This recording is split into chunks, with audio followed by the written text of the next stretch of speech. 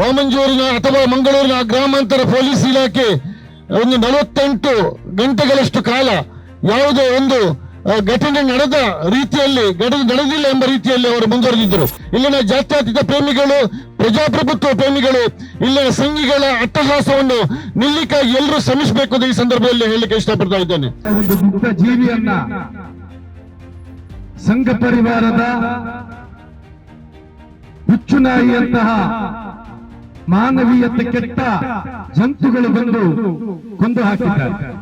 ಈ ಪ್ರಕರಣ ಆದ ಸಂದರ್ಭದಿಂದ ಹಿಡಿದು ಇಂದು ಬೆಳಿಗ್ಗೆ ಅವರ ಮನೆಯವರ ಕೈಗೆ ಆ ಮೃತ ಶರೀರವನ್ನ ಹಸ್ತಾಂತರಿಸುವವರೆಗೂ ಕೂಡ ಇಲ್ಲಿಯ ಪೊಲೀಸ್ ಇಲಾಖೆಯ ನಡೆ ಸಂಶಯದಿಂದ ಕೂಡಿದೆ. ಬಹಿರಂಗವಾಗಿ ಹೇಳಿರುವಂತಹದ್ದು, ನಮ್ಮ ಜಿಲ್ಲೆಯಲ್ಲಿ ಇದು ಪ್ರಥಮ ಬಾರಿಗೆ ಗುಂಪು ಹತ್ಯೆ ನಡೆದಿದೆ ಎಂದಾಗಿದೆ. ಈಗಾಗಲೇ ಕಮಿಷನರ್ ಅವರನ್ನು ಘೋಷಿಸಿ ಆಗಿದೆ. ಯಾವುದನ್ನ ಪ್ರಚಾರ ಪಡಿಸಬೇಕಿತ್ತು ಅಥವಾ ಯಾವುದರ ಬಗ್ಗೆ ಇಲ್ಲಿ ಬೆಳಕು ಚೆಲ್ಲಬೇಕಾಗಿತ್ತು ಅದನ್ನ ಬಿಟ್ಟು ಒಂದು ಸಮುದಾಯವನ್ನ, ಇಡೀ ಒಂದು ಸಮುದಾಯವನ್ನ ಇಲ್ಲಿ ಅಪರಾಧಿ ಸ್ಥಾನದಲ್ಲಿ ನಿಲ್ಲಿಸಿಕೊಂಡು ಅವಮಾನಿಸುವಂತಹದ್ದು, ಅಪಮಾನಿಸುವಂತಹ ಒಂದು ಸುದೀರ್ಘವಾದಂತಹ ಒಂದು ಚರ್ಚೆಯಲ್ಲಿ ನಡೆಯುತ್ತೆ. ಒಬ್ಬ ಲೋಕವೇ ಏನಂತ ತಿಳಿಯದಂತಹ ಒಬ್ಬ ಮುಕ್ತ ಮೊಹಮ್ಮದ್ ಅಶ್ರಫ್ ಅನ್ನುವಂತಹ ಒಬ್ಬ ವ್ಯಕ್ತಿ ಒಂದು ಗುಂಪು ಹತ್ಯೆಗೆ ಒಳಗಾಗ್ತಾನೆ. ಅವನಿಗೆ ಲೋಕದ ಪರಿವೇ ಇಲ್ಲ, ಜ್ಞಾನವೇ ಇಲ್ಲ. ಪಾಪ ಇಲ್ಲಿ ಏನಾಗ್ತಾ ಇದೆ, ಏನ್ ನಡೀತಾ ಇದೆ ಅವನಿಗೆ ಗೊತ್ತಿಲ್ಲ. ನಿಮ್ಮ ಜುಡಿಷಿಯಲ್ ಒಳಗಡೆ ಒಂದು ಅನಾಥವಾದಂತಹ ಶವ ಸಿಕ್ಕಿದೆ. ಶವ ಸಿಕ್ಕಿದ 24 ಗಂಟೆಗಳ ಕಳೆದರೂ ಕೂಡ ತಾವು FIR ದಾಖಲಿಸುವುದಿಲ್ಲ. ಯಾಕೆ? ಮುಸ್ಲಿಂ ಸಮುದಾಯಕ್ಕಾಗಿರುವಂತಹ ಅನ್ಯಾಯ, ವಕ್ತಿನ ವಿಚಾರದಲ್ಲಿ ಏನು ಅನ್ಯಾಯ ಆಗಿದೆ, ಆ ಒಂದು ಪ್ರತಿಭಟನೆ ನಿರಂತರವಾಗಿ ಸಾಗ್ತಾ ಇರುವಂತಹ ಸಂದರ್ಭದಲ್ಲಿ ಮುಸ್ಲಿಮರ ನೋವಿನೊಂದಿಗೆ, ಸಹಿಷ್ಣುತೆಯೊಂದಿಗೆ ಮುಸ್ಲಿಮರೊಂದಿಗೆ ಸಹಕರಿಸುತ್ತಿರುವಂತಹ ಇಲ್ಲಿನ ಈ ದೇಶದ ಹಿಂದೂ ಸಹೋದರರು, ಯಾವ ಹಿಂದೂ ಸಹೋದರರು ಕೂಡ ಈ ಮುಸ್ಲಿಮರ ಪ್ರತಿಭಟನೆಯೊಂದಿಗೆ ಕೈ ಜೋಡಿಸಿದ್ದಾರೆ ಅಂತ ಹೇಳ್ಬೋದು. ಯಾಕಂದ್ರೆ ಎಲ್ಲೂ ಕೂಡ ಆ ಮುಸ್ಲಿಮರ ವಿರುದ್ಧ ಎಲ್ಲೂ ಕೂಡ ಚಕಾರ ಅವರು ಎತ್ತಿಲ್ಲ ಅಂತ ಹೇಳ್ಬೋದು. ಆದ್ರೆ ಇದನ್ನು ಸಂಘಿಗಳಿಗೆ, RSSಗೆ ಮತ್ತು BJPಗೆ ಸಹಿಸಲಿಕ್ಕೆ ಸಾಧ್ಯ ಆಗ್ತಾ ಇಲ್ಲ. ಇದರ ನೆಲೆಯಲ್ಲಿ ಇವತ್ತು ನಾವು ಕಾಶ್ಮೀರದಲ್ಲಿ ಇತ್ತೀಚಿನ ಕಾಶ್ಮೀರದ ಘಟನೆ ಏನು ಸ್ಫೋಟ ಆಗಿದೆ, ಆ ಸ್ಫೋಟದ ಬಗ್ಗೆ ಕೂಡ ಇವತ್ತು ನಮಗೆ ಸಂಶಯ ಏರ್ಪಡ್ತಾ ಇದೆ. ಯಾಕಂದ್ರೆ ಈ ಒಂದು ದೇಶದಾದ್ಯಂತ ವಕ್ಫಿನ ಆ ಒಂದು ತಿದ್ದುಪಡಿ ಕಾನೂನಿನ ವಿರುದ್ಧ ಏನು ಪ್ರತಿಭಟನೆ ಇದೆಯಾ ಅದನ್ನು ಹದ್ದುಬಸ್ಸನ್ನು ಅಥವಾ ಒಂದು ವಿಚಾರವನ್ನು ಡೈವರ್ಟ್ ಮಾಡ್ಲಿಕ್ಕಾಗಿ ಇವತ್ತು ಕಾಶ್ಮೀರ ಒಂದು ಘಟನೆಯನ್ನು ಮುಂಚೂಣಿಗೆ ತಂದಿದ್ದಾರೆ ಅಂತ ನಮಗೆ ಸಂಶಯ ಆಗ್ತಾ ಇದೆ. ಇದರ ಬಗ್ಗೆ ನಾವು ಅಂತಾರಾಷ್ಟ್ರೀಯ ತನಿಖಾ ಸಂಸ್ಥೆಗಳು ಇದನ್ನು ತನಿಖೆ ಮಾಡಿದ್ರೆ ಏನು ಕಾಶ್ಮೀರದಲ್ಲಿ ಆಗಿದೆ ಅದರ ಸ್ಪಷ್ಟತೆ ನಮಗೆ ದೊರೆಯಲಿಕ್ಕೆ ಸಾಧ್ಯ ಇದೆ ಅಂತ ಈ ಸಂದರ್ಭದಲ್ಲಿ ಹೇಳಲಿಕ್ಕೆ ಇಷ್ಟಪಡ್ತಾ ಇದ್ದೇನೆ. ಬಂಧುಗಳೇ, ಇದರ ಮುಂದಿನ ಭಾಗವಾಗಿದೆ ಮಂಗಳೂರಿನಲ್ಲಿ ನಡೆದಂತಹ ಲಿಂಚಿಂಗ್ ಘಟನೆ.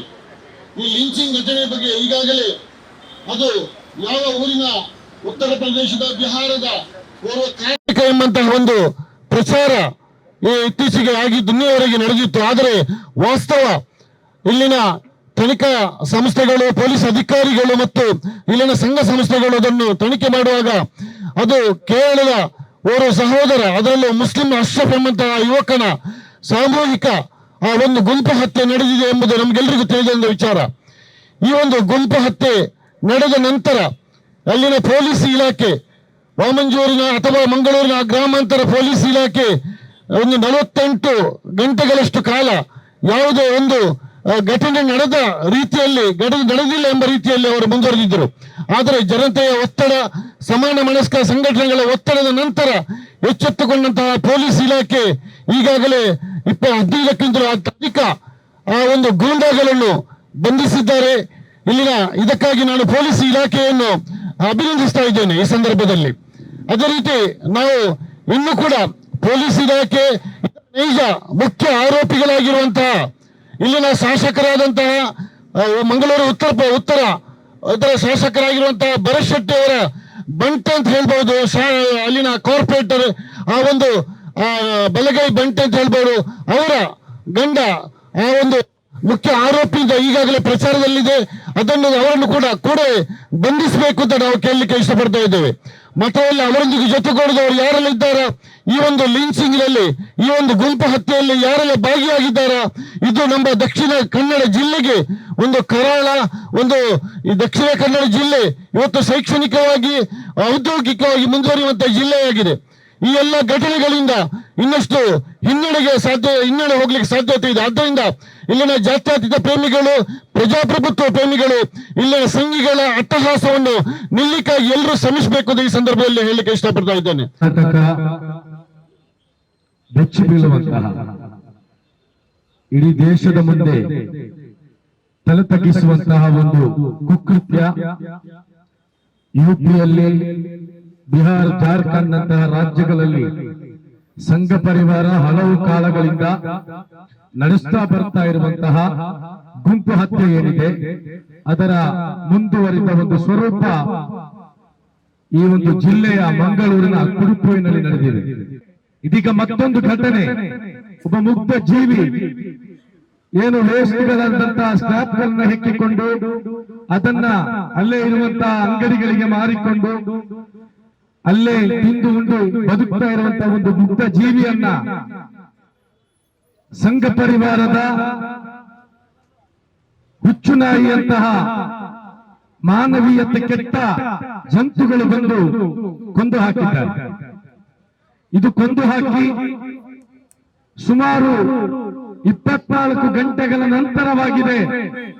ಆ ಘಟನಾ ಸ್ಥಳಕ್ಕೆ ಕೆಲವೇ 2 ಗಂಟೆಗಳಲ್ಲಿ ಅಲ್ಲಿಗೆ ತಲುಪಿದಂತ ಪೊಲೀಸ್ ಇಲಾಖೆ ಅದರ ನೈಜವಾದಂತಹ ಗುರುತನ್ನು ಪತ್ತೆ ಹಚ್ಚುವಂತಹದ್ದು, ಆವರೆಗೆ ಉತ್ತರ ಇಂಡಿಯಾದ ಕಾರ್ಮಿಕ ಅಂತ ಹೇಳಿಕೊಂಡಿದ್ದಂತಹ ವ್ಯಕ್ತಿಯ ಪರಿಚಯ ಪಕ್ಕದ ರಾಜ್ಯದ, ನಮ್ಮ ಪಕ್ಕದ ವಯನಾಡು ಜಿಲ್ಲೆಯ ವ್ಯಕ್ತಿ ಅಂತ ಹೇಳುವಂತಹದ್ದು. ಇಲ್ಲಿ ಈ ಪ್ರಕರಣ ಆದ ಸಂದರ್ಭದಿಂದ ಹಿಡಿದು ಇಂದು ಬೆಳಿಗ್ಗೆ ಅವರ ಮನೆಯವರ ಕೈಗೆ ಆ ಮೃತ ಶರೀರವನ್ನ ಹಸ್ತಾಂತರಿಸುವವರೆಗೂ ಕೂಡ ಇಲ್ಲಿಯ ಪೊಲೀಸ್ ಇಲಾಖೆಯ ನಡೆ ಸಂಶಯದಿಂದ ಕೂಡಿದೆ. ಬಹಳಷ್ಟು ವಿಚಾರಗಳಲ್ಲಿ ಗೊಂದಲಗಳನ್ನ ಸೃಷ್ಟಿಸಿರುವಂತಹದ್ದು ನಮಗೆ ಇಲ್ಲಿ ಕಾಣಲಿಕ್ಕೆ ಸಾಧ್ಯವಾಗ್ತದೆ. ಈ ರಾಜ್ಯ ಸರ್ಕಾರ ಒಂದು ವೇಳೆ ಇಲ್ಲಿಯ ಜನತೆಯೊಂದಿಗೆ ಬದ್ಧತೆ ಇದ್ರೆ, ಈ ಕೊಲೆ ಇಲ್ಲಿಯ ಕಮಿಷನರ್ ಅವರು ಪತ್ರಿಕಾಗೋಷ್ಠಿಯಲ್ಲಿ ಬಹಿರಂಗವಾಗಿ ಹೇಳಿರುವಂತಹದ್ದು, ನಮ್ಮ ಜಿಲ್ಲೆಯಲ್ಲಿ ಇದು ಪ್ರಥಮ ಬಾರಿಗೆ ಗುಂಪು ಹತ್ಯೆ ನಡೆದಿದೆ ಎಂದಾಗಿದೆ. ಈಗಾಗಲೇ ಕಮಿಷನರ್ ಅವರನ್ನು ಘೋಷಿಸಿ ಆಗಿದೆ. ಈ ರೀತಿಯ ಘಟನೆಗಳು ಮತ್ತೆ ಜಿಲ್ಲೆಯಲ್ಲಿ ಮರುಕಳಿಸಬಾರದು ಎನ್ನುವಂತಹ ಉದ್ದೇಶ ಏನಾದರೂ ಇದ್ರೆ ಎಸಿಪಿ ಧನ್ಯಾರವರನ್ನ ಕೂಡಲೇ ಅಮಾನತು ಮಾಡುವಂತಹ ಕೆಲಸಕ್ಕೆ ಪೊಲೀಸ್ ಇಲಾಖೆ ಕೈ ಹಾಕಬೇಕು. ಎಸಿಪಿ ಧನ್ಯಾರವರು ಇದೊಂದು ಏನು ಮೃತ ಶರೀರ ಸಿಕ್ಕಿದೆ, ಎಲ್ಲ ಒಂದು ಭೀತಿಯಲ್ಲಿ ಸಿಕ್ಕಿದೆ ಎನ್ನುವ ರೀತಿಯಲ್ಲಿ ಇದನ್ನು ಬಗೆದು ಮುಗಿಸಲಿಕ್ಕೆ ಎಲ್ಲಾ ರೀತಿಯ ಸಂಚನ್ನು ರೂಪಿಸಿದ್ರು. ಆದ್ರೆ ಜನ ಎಚ್ಚೆತ್ತುಕೊಂಡ್ರು, ಸ್ಥಳೀಯರು ಎಚ್ಚೆತ್ತುಕೊಂಡ್ರು, ಜಾತ್ಯತೀತ ಪಕ್ಷಗಳ ಸಂಘಟನೆಗಳ ನಾಯಕರುಗಳು ಎಚ್ಚೆತ್ತುಕೊಂಡ ಕಾರಣಕ್ಕಾಗಿ ಇಡೀ ದೇಶವೇ ಬೆಚ್ಚಿ ಬೀಳಿಸುವಂತಹ ಒಂದು ಕುಕೃತ್ಯ ಇವತ್ತು ಬಯಲಾಗಿದೆ.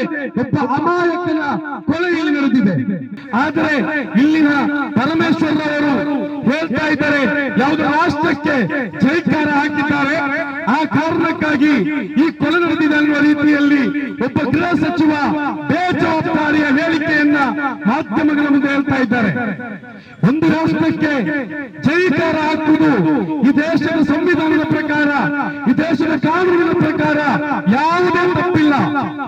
ಇದು ತಪ್ಪು ಅನ್ನೋದನ್ನು ವಾದಿಸಲಿಕ್ಕೆ ಯಾರಿಗೂ ಸಾಧ್ಯವಿಲ್ಲ.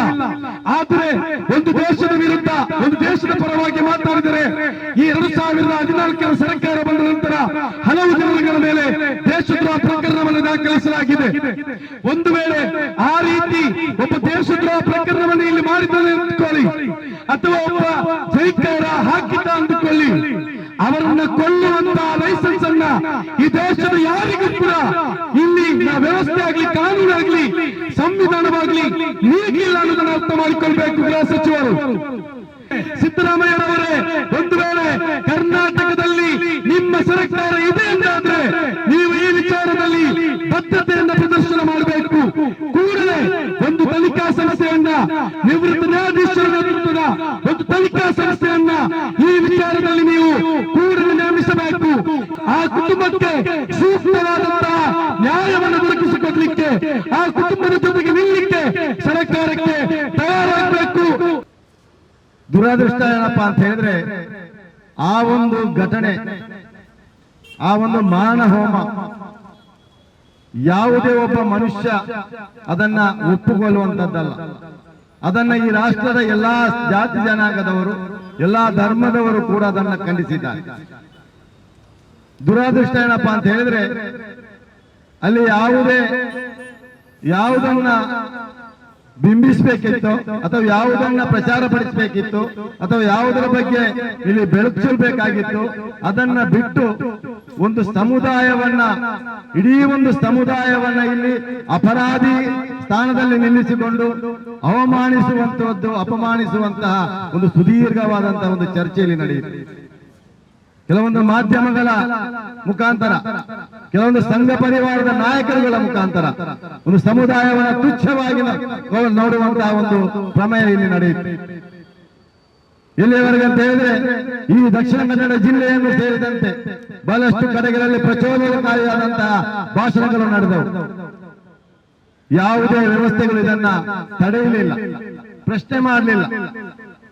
ಅದರ ಫಲಿತಾಂಶವಾಗಿದೆ ಇವತ್ತು ಒಬ್ಬ ಮಾನಸಿಕವಾಗಿ ಸ್ಥೈರ್ಯ ಇಲ್ಲದಂತಹ, ಒಬ್ಬ ಲೋಕವೇ ಏನಂತ ತಿಳಿಯದಂತಹ ಒಬ್ಬ ಮುಗ್ಧ ಮೊಹಮ್ಮದ್ ಅಶ್ರಫ್ ಅನ್ನುವಂತಹ ಒಬ್ಬ ವ್ಯಕ್ತಿ ಒಂದು ಗುಂಪು ಹತ್ಯೆಗೆ ಒಳಗಾಗ್ತಾನೆ. ಅವನಿಗೆ ಲೋಕದ ಪರಿವೇ ಇಲ್ಲ, ಜ್ಞಾನವೇ ಇಲ್ಲ. ಪಾಪ ಇಲ್ಲಿ ಏನಾಗ್ತಾ ಇದೆ, ಏನ್ ನಡೀತಾ ಇದೆ ಅವನಿಗೆ ಗೊತ್ತಿಲ್ಲ.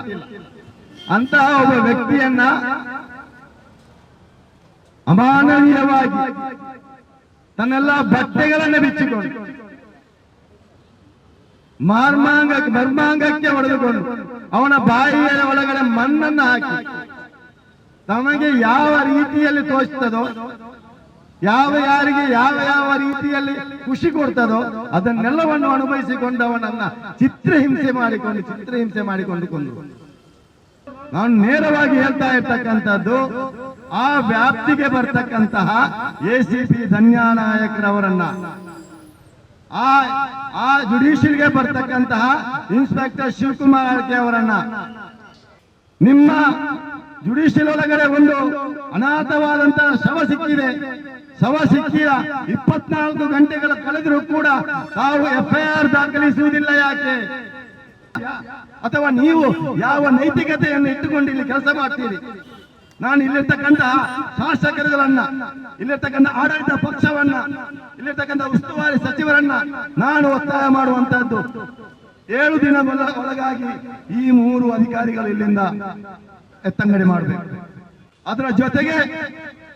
ಅದರ ಜೊತೆಗೆ ಈ ಒಂದು ಗುಂಪು ಹತ್ಯೆಗೆ ಮೂಲ ಕಾರಣವಾದಂತಹ, ಇದಕ್ಕೆ ಪ್ರೇರಣೆಯಾದಂತಹ, ಈಗ ಘಟನೆಯಲ್ಲಿ ನೇರವಾಗಿ ಭಾಗಿಯಾದಂತಹ ರವೀಂದ್ರ ನಾಯಕನನ್ನ ಕೂಡಲೇ ಬಂಧನ ಮಾಡಬೇಕು.